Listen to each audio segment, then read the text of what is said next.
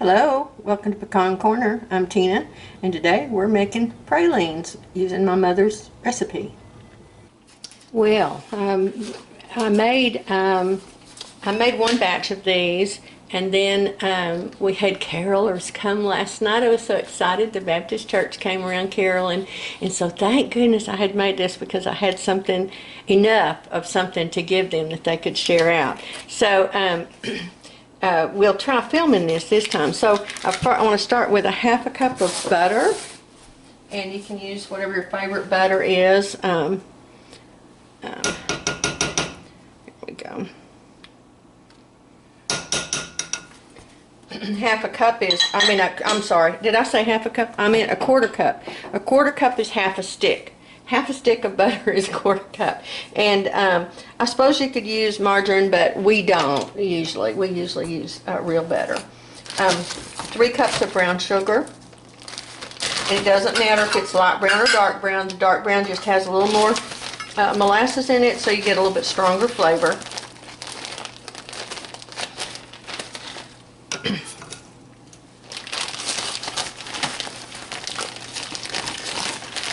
I try to use cane sugar whenever I try to, just because that's what I grew up with. Oops, let me get that piece of bread out of there. That doesn't belong in there. Have I got another one? Okay, so there's this. If you put bread in your brown sugar to keep it from sticking together, be sure you take it out before you cook with it. There's your, that's your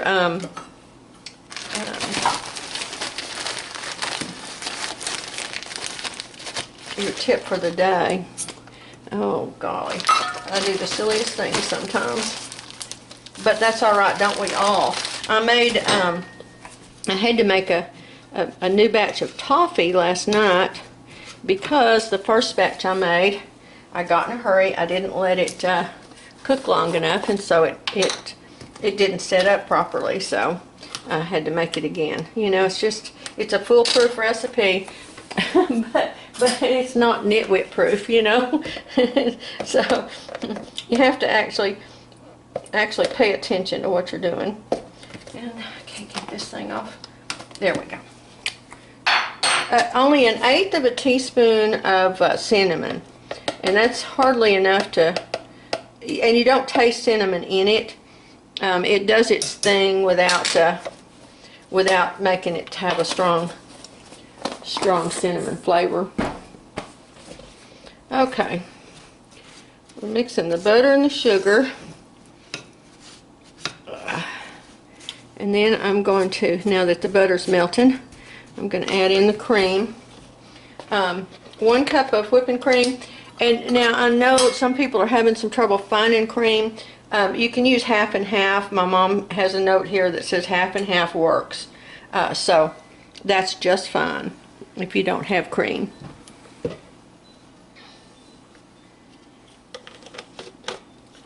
Okay. Or if you need to save your cream for actual whipping up, the half and half will work just fine for you.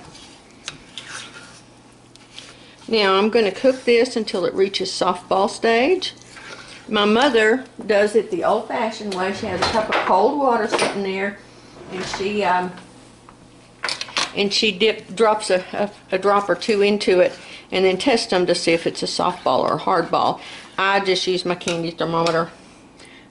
So once I get this going, I'll cook it until it.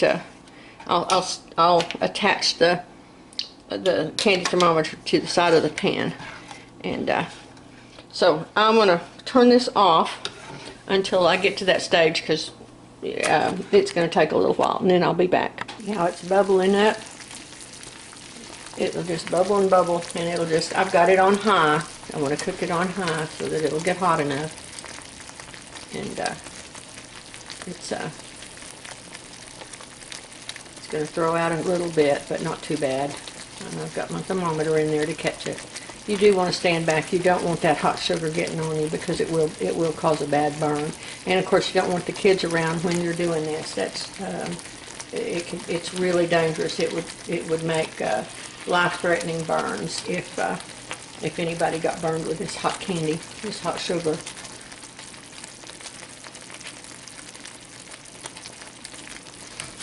Okay, it's reached the softball stage on my thermometer. Now I'm going to take it off the heat and begin to stir it. And then I'm going to put the pecans in it. We're going to use 1.5 cups of pecans. These are pecans off of our trees, this year's crop.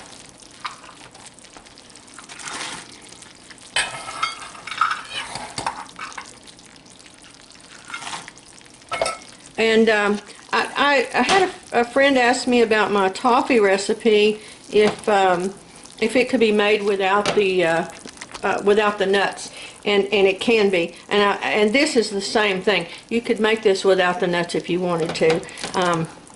It won't have quite as good a flavor, but of course the candy itself will taste really good regardless. So, okay, and Mama says,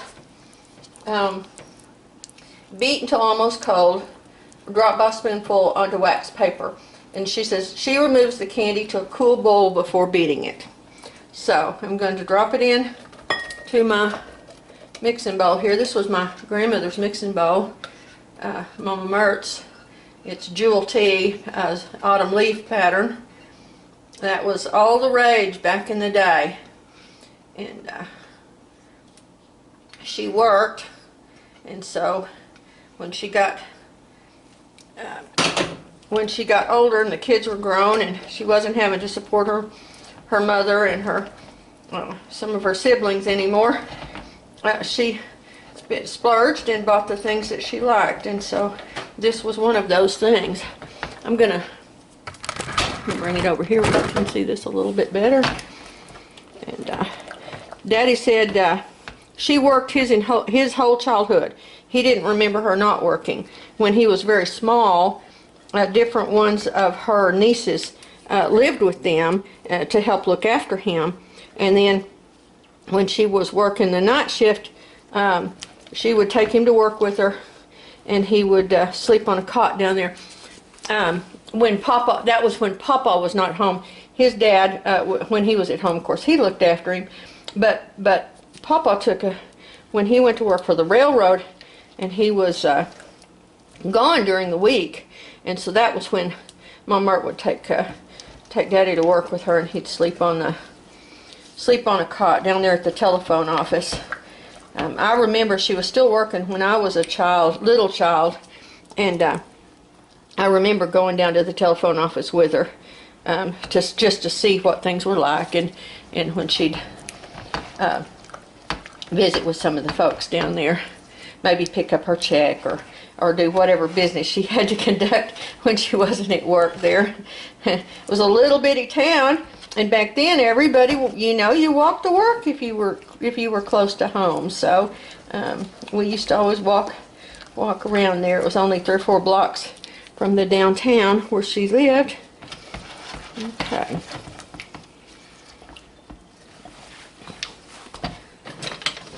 Now I'm going to move the camera and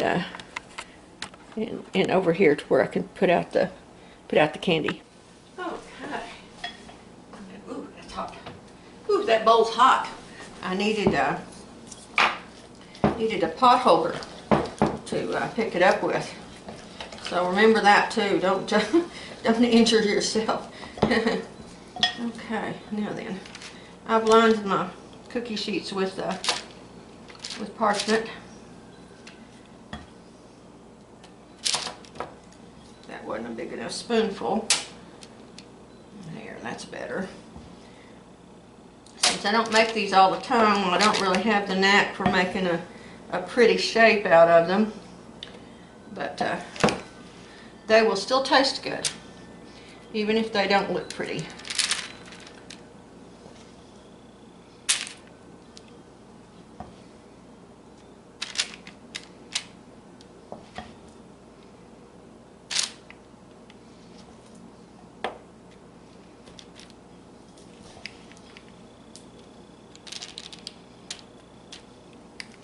These are an old traditional candy in both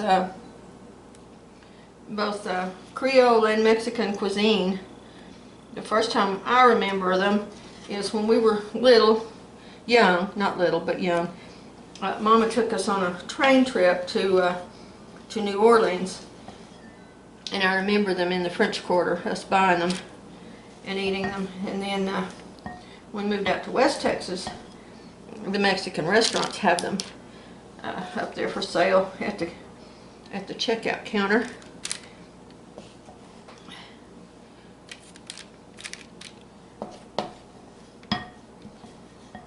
And these are the sugary, soft kind of pralines. These are not the chewy ones.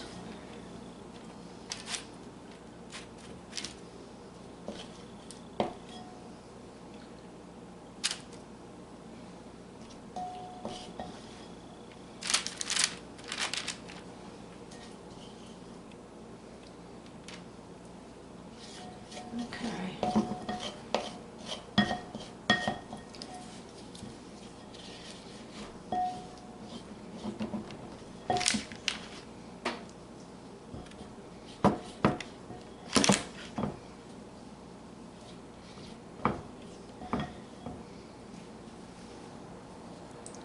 See, there's going to be one with no nuts in it. The leavings. We're going to let these sit and cool off and solidify, and then I'll show you the final product. And there you have it, our beautiful finished pralines. This recipe made 25 of them at the size that these are about, what, 1.5 inches, 2 inches long. So, all right, thanks a bunch, and Merry Christmas to you.